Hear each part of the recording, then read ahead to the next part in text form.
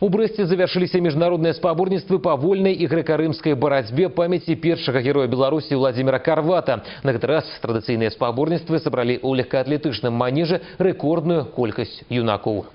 У 1996 годзе здзейсніў свой подвиг военный лётчык Владимир Карват под Барановичами. Менавіта ў гэтым жа годзе нарадзіўся старэйшы з удзельнікаў ужо традыцыйнага турніру по барацьбе. Іх яшчэ не было на свеце, але памяць аб Карваце жыве і ў іх сэрцах. Такія спаборніцтвы праводзяцца на брэсцкай зямлі 4-й год і збіраюць самую таленавітую беларускую моладзь. На борцовском ковре, вы знаете, воспитываются самое, наверное, лучшее чувство детей. Это патриотизм, это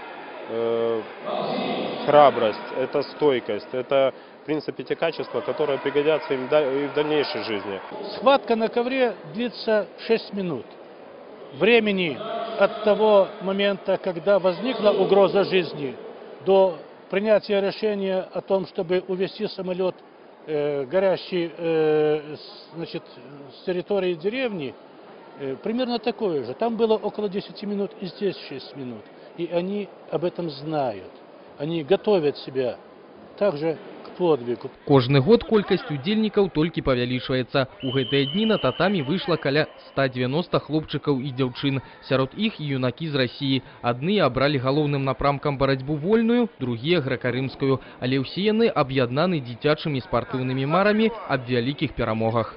Очень рада, что эти ребята, молодцы, нашли место спорта в своей жизни. Даже если они не станут великими спортсменами, то, конечно же, навыки и умения, которые они получат во время тренировок, соревнований, им обязательно пригодятся в жизни.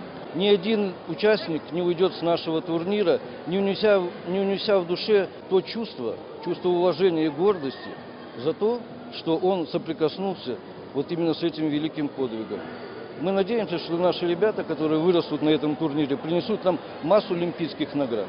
У гады сваёй маладосці першы герой Беларусі захапляўся футболам, але і да іншых відаў спорту быў неабыякавы. Прыемна, што менавіта на спартыўных памостах узгадваецца імя нашага праслаўленага земляка. Ад гэтага стане бліжэй час, калі маленькія зоркі беларускай барацьбы будуць больш дасканалымі не толькі ў фізічным, але і ў духоўным плане.